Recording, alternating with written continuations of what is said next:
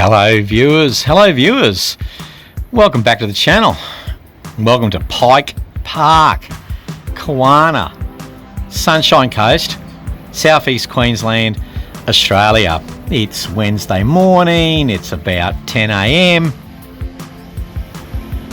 It's Wednesday hump day on CoffeeChillTV. And folks, as I sit under the gazebo, I'm going to get into a little bit of socioeconomic, philosophic chit-chat today on CoffeeChillTV. And at any time during this video, if you're enjoying yourself, please consider a like, share and subscribe. Let's get into it.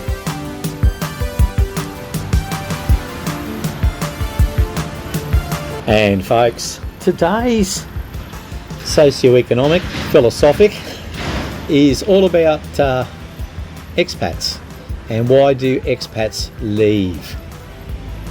Interesting topic. So folks, why do expats leave? Why do they move? You know, and there's different degrees of moving. You know, for some expats the dream is over. They move back home permanently. For some expats, they just move to another country, another host country. Some move to another host city in the same country, and some move to a different precinct, a different neighbourhood within the same province or, you know, greater city limits. So, you know, I've moved around a bit as an expat, various locations, reincarnations and different motivations. And I'm going to share with you, you know, some of my musings, sliced and diced with some research on the computer. All right, let's get into it.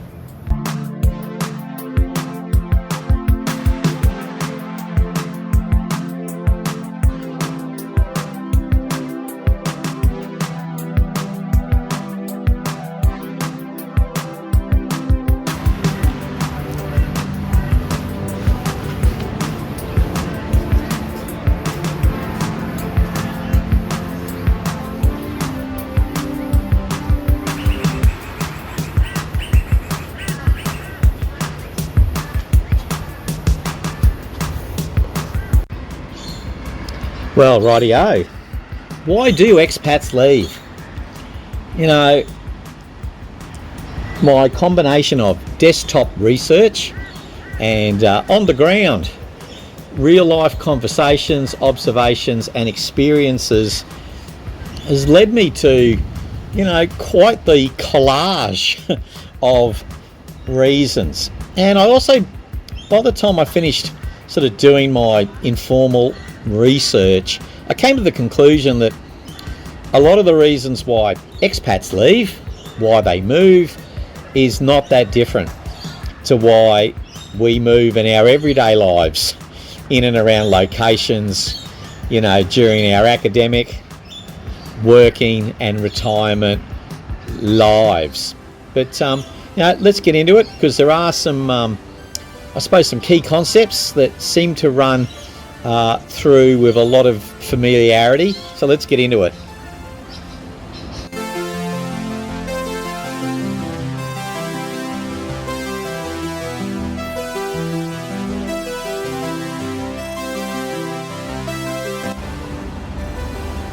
Okay, so, you know, some concepts that seem to run through in a lot of my research and my experience. Why do expats leave? Burnout, grief, work opportunities. Sometimes it's you know, flavour of the month, chasing the new trendy place, a desire to get off the beaten track, and, you know, over tourism traps, and it gets too crowded, so people want to find some new place to go. Stability, normalcy, health issues, hey, homesickness can also run through as a bit of a theme, particularly for those that end up going back to their homeland. So folks, expats, why do they move? if I use the example of just moving within, say, the same country, think about Rayong, and you think about Pattaya, Jomtien, and Bang Sarai. A number of expats who were living in Pattaya got a bit too hectic. They moved to Jomtien. Jomtien is well and truly established now as an expat haven, and for some expats it's like, well, I'm going to go to Bang Sarai. Sometimes a location is too slow, it's too fast, it's too big, it's too small. I can remember many years ago, I was working in a certain location.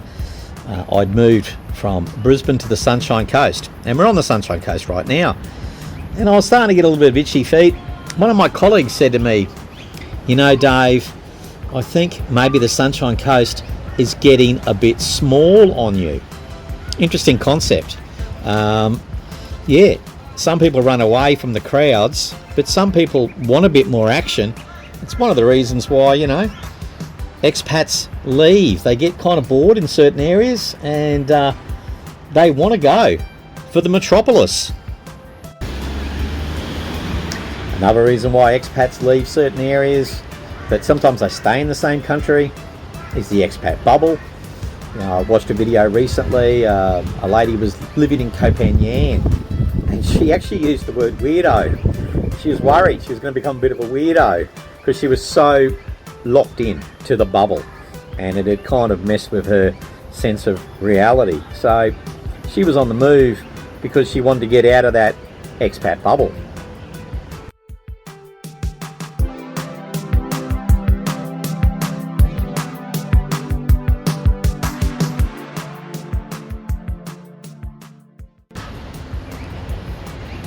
In the same video, I'm going to try to find information. It just sort of came up in the algorithm, but the same vlogger had mentioned that, you know, she had lived as an expat in Japan and in Thailand, and now is on the move to Spain.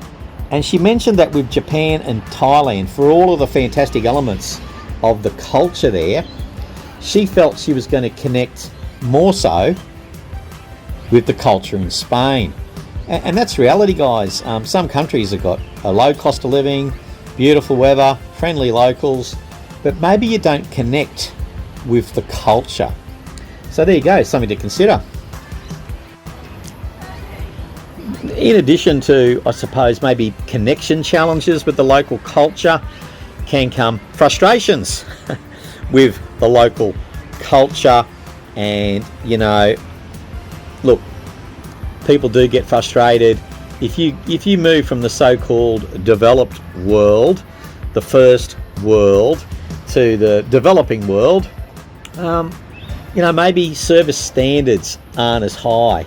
They may be more economical to get things done, but, you know, tardiness and workmanship, you know, people get frustrated with that, and yeah, they want to go somewhere where they feel that, you know, service standards are higher. Right or wrong with that. And I suppose, folks, as you look at the IBIS, as a subset of service standards, children's education. So I knew a guy a few years ago, and he became a first-time dad a little bit later in life, and he moved back to Australia. And whilst I didn't, you know, formally interview the guy, I suspect wanting to get his child an education in a native English-speaking country, and I suppose maybe the premise was that, you know, also moving back home there would be the support of family, let's say grandparents, yeah, you know, there are fantastic schools in many places in Southeast Asia. Particularly the international schools, but yeah, look, some people think, you know what, we want to go home for a while so that our children get a so-called Western, or let's call it a homeland education. That can be a motivation. You know, sometimes it's just going back whilst, you know, a certain section of that education journey is served for the children. before resuming the expat journey.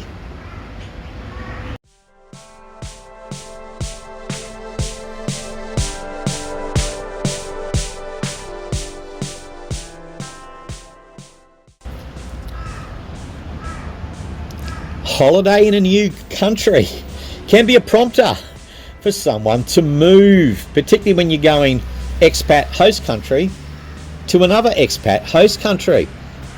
I know people who've gone away for a few weeks and had a holiday in a neighbouring country, and they've come back and gone, you know what, I've got a brand new plan.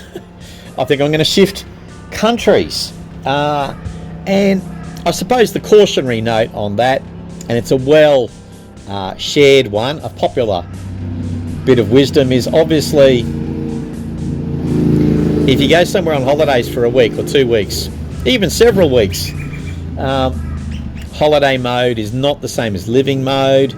And just because a place is awesome while you're on holidays, it isn't necessarily going to be as great when it just comes to good old-fashioned day-to-day regular living.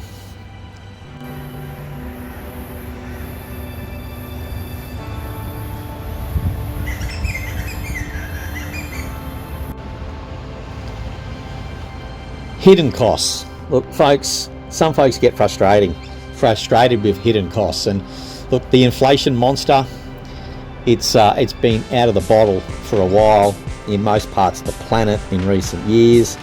You know, I'm talking about children's education. You know, you moved overseas, you have a family, and you find that the tuition costs just keep going up every year. You move somewhere and you find that the visa costs go up every year. Now, there can be a couple of different reasons. It could just be good old-fashioned inflation, and your visa agent charges you more this year than he or she did last year, or the local immigration office puts up its service levies. But also, complexity leads to additional cost. The more complex the rules and regulations and the visa requirements and the entry exits, the reporting, that puts a greater time impost. And typically, if a visa situation gets more complex, the charges related to those visas, particularly if you're using a visa agent, they'll probably go up as well. So yeah, those hidden costs can be a driver for people re-examining their location choices as expats.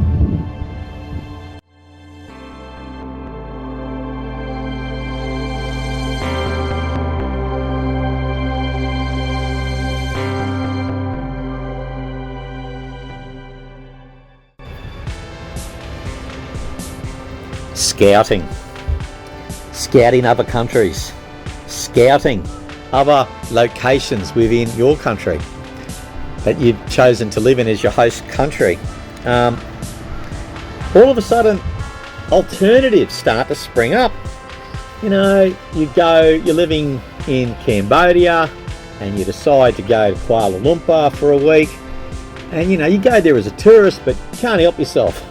You start looking at, you know, short-term and long-term rentals and apartments and condos, and you start chatting to local expats in the area, and you start to get tempted.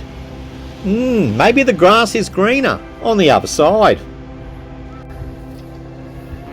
And just to further expand on that scouting point, you know, scouting leads to movement sometimes. The dual purpose holiday. Now, I must admit that I was putting together a dual purpose holiday a few years ago when there were changes announced to visas and taxes and rules and regulations in Thailand. I started looking at neighbouring Southeast Asian countries, and I started to think a dual purpose holiday. Yes, I'll go and enjoy myself and see the sights, but I'll also, you know, do some of that, you know, on the ground research. And on that point, if you're going to do a bit of research on a particular city, province, different country, you know, if we use the example of Kuala Lumpur. It's been a long time since I've been, but I do know there are distinct neighbourhoods, precincts within the city of Kuala Lumpur, which is a very large city. So you wouldn't maybe want to judge Kuala Lumpur as an expat destination based on your time in just one part of that city. Different neighbourhoods, different personalities, different suitabilities. So folks, the old cliche, familiarity breeds contempt. Conversely, absence makes the heart grow fonder. You know, you've been in one location for a long time as an expatriate, and maybe it's starting to lose its gloss. It's becoming a bit passé, a bit too much of a routine. You know, you go downtown and you see the usual suspects, and you get sort of maybe tired of that, and you think, you know, maybe a change is as good as a holiday. You know, of course, we know the grass is not always greener. In a lot of the cases with these types of expatriate moves, I find there's a bit of a boomerang effect. Folks will go, you know, I'm just tired of this location, I'm tired of this country, I'm going to try somewhere else. And, you know, about a year later, sometimes a little bit longer, sometimes a little bit shorter, they boomerang, they come back. And they think, you know, yeah, maybe I need to take a different look at where I am, because maybe where I am is fine, I just haven't fully appreciated the location.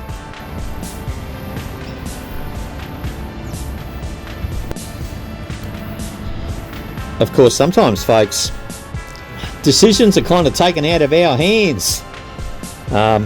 Well, repatriation, medivac, you know, look, we're all going to leave this planet at some time, and sometimes your expat journey, that's where it ends.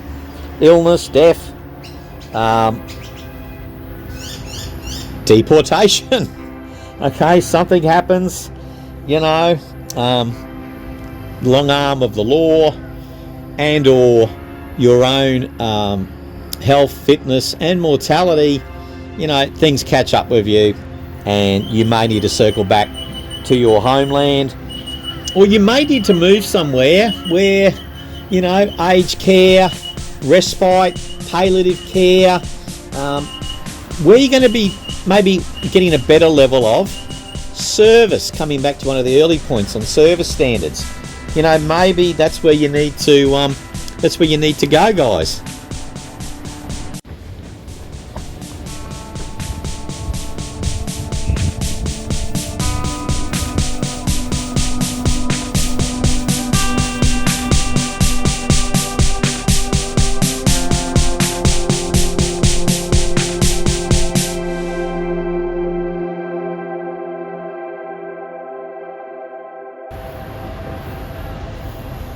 Of course, folks, money.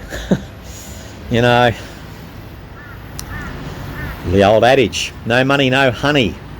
And guys, yeah, sometimes you move somewhere where you feel that the cost of living is going to be cheaper.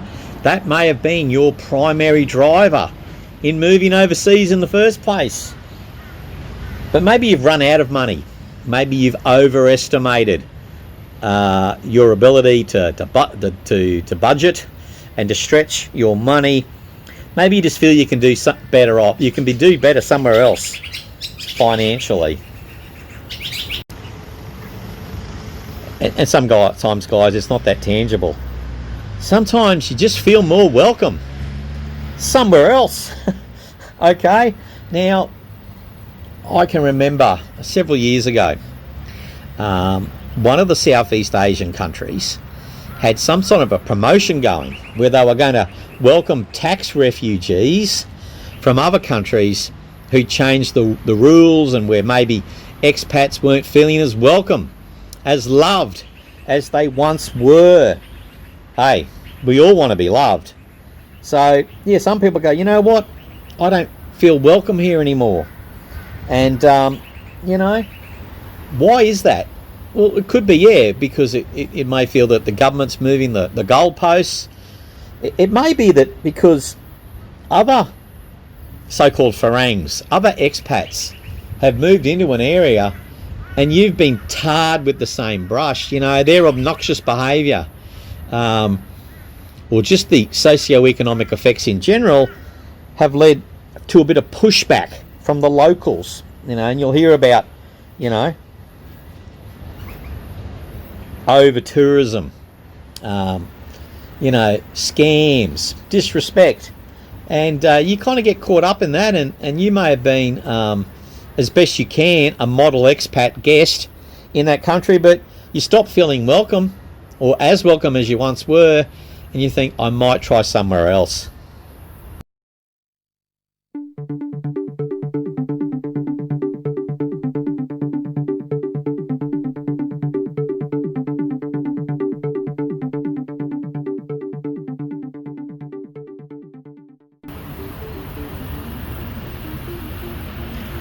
So folks, a bit of a personal story for me to explain, you know, some of my moves. In the early 90s, I did the workcation. You know, I spent 2 years with a mixture of backpacking and working in hospitality. Wonderful adventure. But, you know, at some stage I needed to come back home. And we talk about normalcy and stability. And also, you know, guys, I had to sort of get a bit serious about building a career, building assets, building savings, so that I could one day circle back to the expat life, which I did in the late 2010s. But, you know, for a quarter of a century, I went back and, you know, rebuilt my assets, my savings, and, you know, got serious about finishing, you know, tertiary studies and advancing my career and buying assets, and, you know, just had to keep moving. Couldn't just, I was running in one place. And I'll talk about age and stage and the effect it has on expat moves coming up now. Next.